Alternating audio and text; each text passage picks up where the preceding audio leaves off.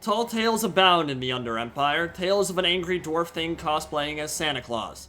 Tales of an avenging spirit that is literally too angry to die.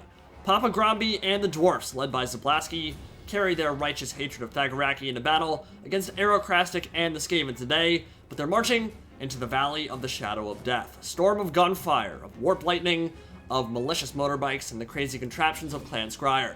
It's the Skaven, led by Aerocrastic, and a whole lot of firepower. Wouldn't have it any other way. Sniper teams, Gatling guns, World War Ratling essentially, enough warp stone to make any warlord rich and famous, like a Warlock Master, Power Fists, and Mech Suit in tow. So today, it's the Dwarfs and the Skaven, and for Zablaski and the Dwarfs, he'll be rocking a front line of miners with blasting charges. It's a great choice. Clears the chaff off the field right quick, and the White Dwarf himself, leading the vanguard, well, he's kind of a boss. Snorri Whitebeard returned to the mortal realm with map-wide unbreakable Flash Bomb, which is by far the most important ability here for snaring doom wheels and other nasty stuff that has a lot of mobility, and the Rune Axe of Grombrindal, looking to capitalize on the weak base leadership of the Ratmen and give him some additional AP as well. 4 Thunderers, 4 Dwarf Warriors, a unit of Longbeards, and 2 Bugman's Rangers hanging out on each flank. They're going to be really useful. Skaven have low base armor, they'll trade great into Slingers because of their missile block chance, and Liquid Courage regen makes them pretty unique. There aren't a lot of skirmishers in the game who in a protracted fight can actually regen their health. So being able to do that means that they're going to be relatively tanky, and they can hold up pretty well in a scrap too, if they get closed down in melee. But as this battle begins, it's going to be a kind of hellish approach. It's typically how it goes against Skaven.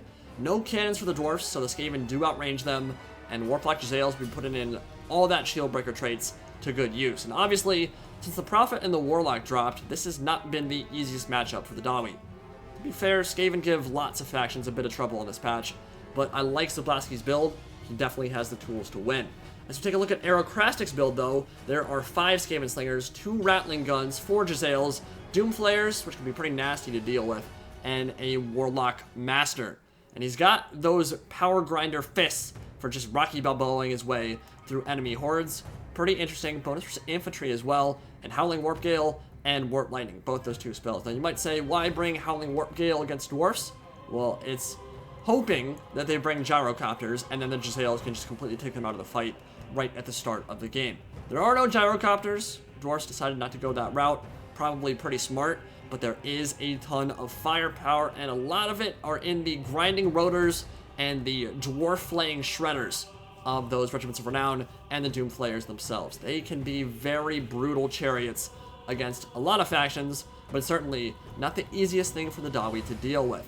So as these Jezzails open up now, they began with the Miners with blasting charges, but the Thunderers are a more important target. They do have a shield.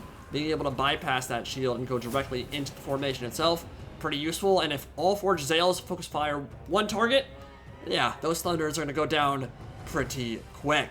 And taking them off the field, very important for the Skaven, because once they get in range, they can really mess you up, and they're a good counter to Doom Flayers as well. If they can get some chaff to tie down the motorbikes and shoot them with AP missiles, they're going to die relatively quick. So, the Ratling Guns will begin their opening salvos as well. Jezzail still ripping into those Thunderers. First unit already about to rout, and the Miners with blasting charges probably not going to get in range to throw their explosive satchels. Doom Flayers will make sure that doesn't happen, going right up the center, putting a lot of pressure on the Dawi early, and Grombrindal is already on the hunt, and you know where he's headed, straight for the enemy lord. If you can take him down early, that would be a huge blow to the Skaven horde. Here, the Man-Thing, Dwarf-Thing Flayas, Regiment of Renown, really shredding through those Bugman's Rangers and found them relatively early on, but they're going to hold out much better than the vast majority of ranged units you could think of. Dwarf range units, quite tanky, and this Warlock Master is in a bad spot. Look at Grombrindal. Smash him.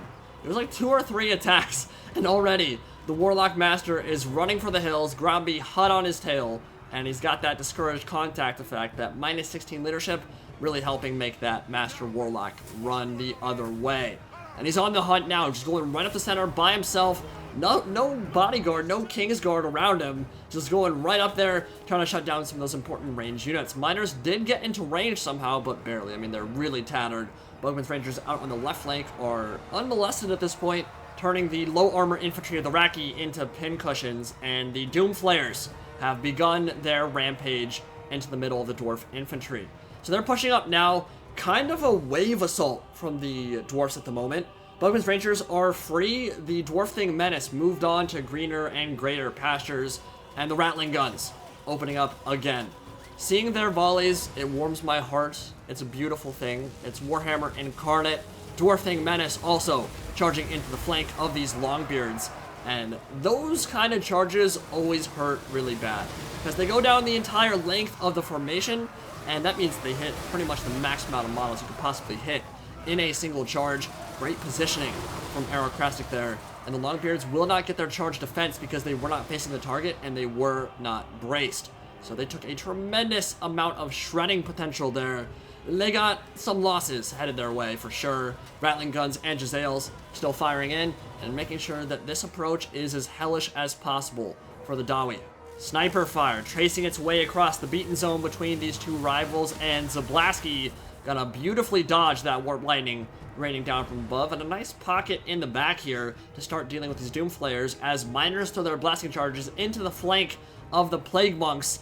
And those are not summons. There was one unit that Aerocrastic brought, and they are very low armor, and they cannot take those explosive charges in any way, shape, or form. There will be a little bit of friendly fire that might go in the Book of Grudges and make some clans kind of pissed off at each other. For the most part, those Plague Monks got deleted from the game, and that's a big deal because that was by far the biggest infantry threat on the field for the Dwarfs. Miners pushing all the way through into the back, but Aerocrastic doing a great job of moving those missile units around and making sure that whenever one of them gets tied down or whenever one of them is being chased, move that one back, other ones fire into the flank, and already whatever has made it back there is just getting destroyed from multiple angles. Really beautiful angles of fire from Aerocrastic here. Another Warp Lightning trying to catch out those miners, firing down a little bit, leading them kind of like a sniper shot. You want to make sure you don't put it exactly where the unit is. You want to put it where they're going to be.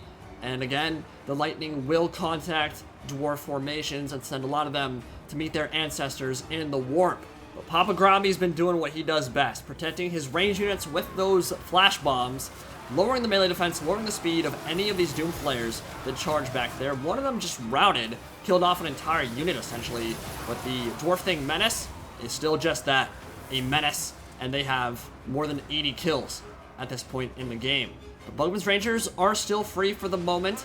Plague Monks did come back to the fight, but this is where that melee defense and the decent melee stats and the regen of Bugman's Rangers really kicks in. They were able to defend themselves against Plague Monks. Now, they've lost their regen because their leadership is wavering. Before that point, though, they got a ton of their health back. It's very impactful in this kind of fight. It could be the difference between winning or losing a game. These Bugman's Rangers are getting tied down by slaves, but they should be able to beat them back relatively easily. Starting to get swarmed, though, and if the Dwarf-Thing menace gets in there, they will probably go down. Defended the back, it cost a lot for the Dwarfs, but those units are coming back, moving up and pushing into the fight, and the nice angles of fire from Aerocrastic continue, but he is running out of ammunition. And one of the great things about Zablaski's build here, he didn't really offer up a lot of high-value targets for the Skaven to shoot at. It's mostly miners, a lot of dwarf warriors, a lot of low-tier stuff that have a lot of armor. And so Jezzails can, they can shoot into them. They're not generating an obscene amount of value when they fire into those kind of units. And so, yes, they've gotten a lot of kills, but those kills are kind of inflated. And if you're the Dwarfs, that's a good thing, because as we move into the later stages of this battle, Grombrindal and what remains will be able to deal with a lot of those weapon teams because they won't have any ammo left.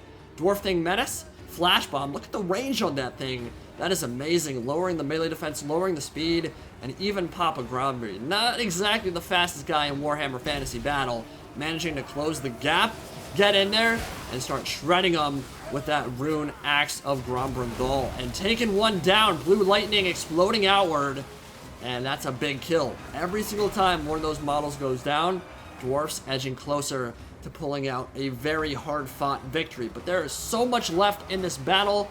We got about 10 minutes left in the replay or so. Take a look at that. Warpstone gauntlets on the Warlock Master. There are some things in this game that surprise you months or even years later that you had no idea existed. I'll be honest, this is one of those things. I had no idea the Warlock Master, when he was on foot, had anti-infantry and had those Warpstone gauntlets. That's badass. I mean, he's actually Rocky right now, surrounded by a horde of immigrants, just punching the Dawi in the face over and over again. And that's pretty cool. I had no idea. I want you guys in the comment section, tell me something that you had no idea existed in Total War or Total War Warhammer 2 until relatively recently. Or what was that big, oh wow moment, what the hell? Where did that come from? I had no idea that existed in the game. For me, I had no idea Warlock Masters had Warpstone gauntlets and anti-infantry. I think that's pretty cool, which is why he brought him on foot. Kind of makes sense. He has AP like everything else in the Prophet and the Warlock DLC, but guess what? You might have super cool tech, you might have a mech suit, you might be thinking, alright, I'm a badass, yeah, I can take stuff. You can't take Grombrindal. You can't. Destroyed. Absolutely destroyed, down to basically 70 or 20 HP. He's one hit from death. Even friendly fire might kill him, and whether he comes back or not, well, let me just say, he's not coming back. You're not coming back when your leadership is that low. Runax, lowering his leadership, that AP from Gromby is just way too much.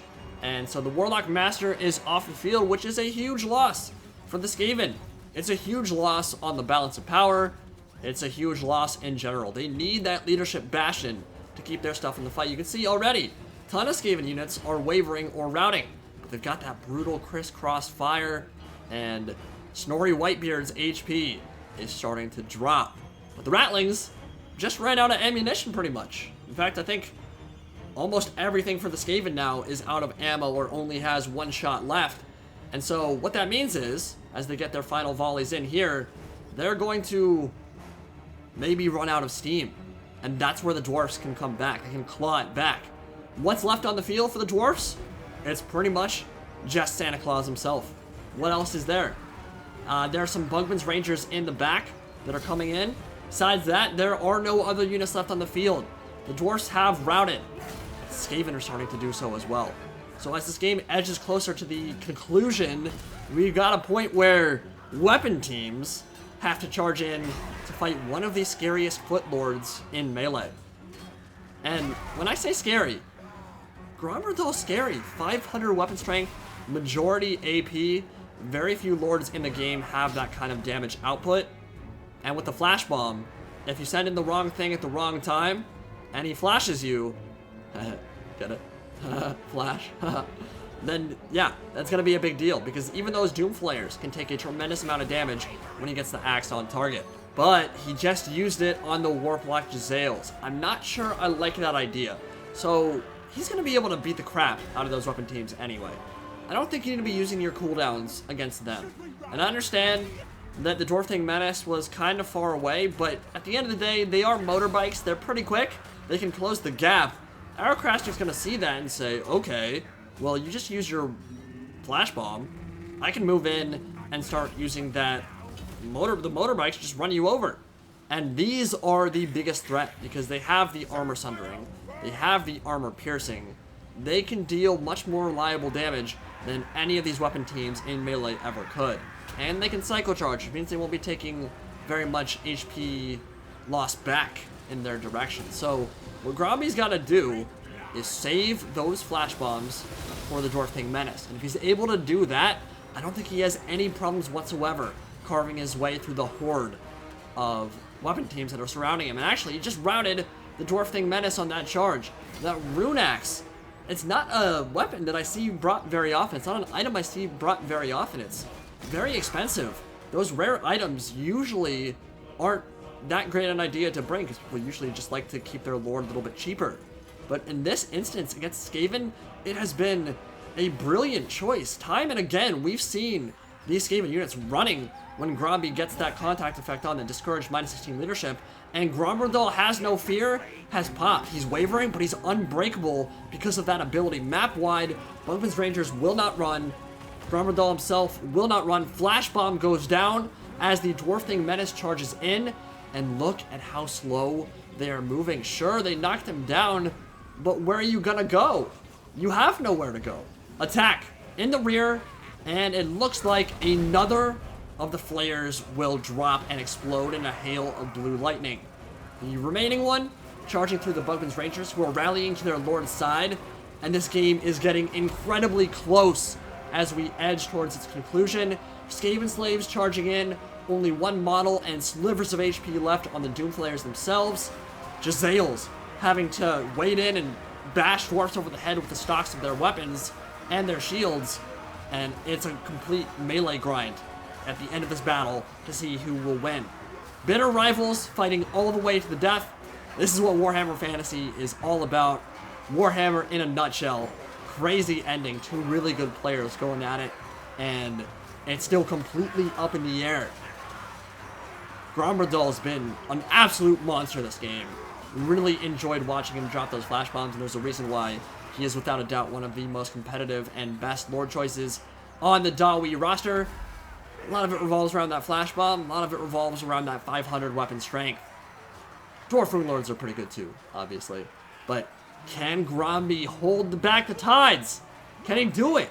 Can he carry the Dawi to victory?